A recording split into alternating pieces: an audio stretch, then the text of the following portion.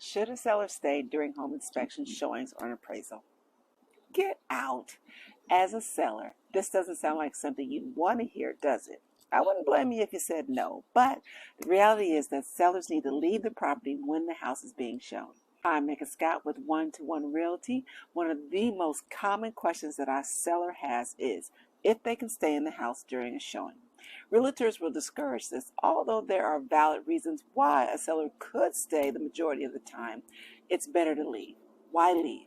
Buyers want to feel free to walk through the house and open cabinets and drawers without feeling awkward while the seller is watching them. Some sellers feel threatened that buyers are going to get into their personal belongings. That should never be a concern because there should always be an agent present with the buyer during a showing. This rule also applies to home inspections and appraisals. During the home inspection, the last thing the inspector wants is the seller following them around, trying to explain every issue with the house. Since the buyer is the one paying for the home inspection, this is their time to be there alone, and the seller should not be present. This holds true for an appraisal. The appraiser will not take long to walk through the property and take their measurements.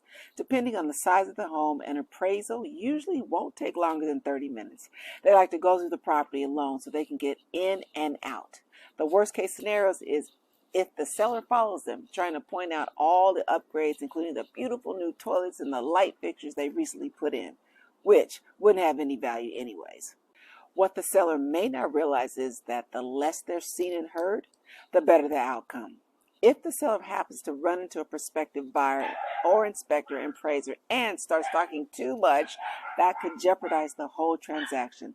It's best to let the agents handle the questions and concerns.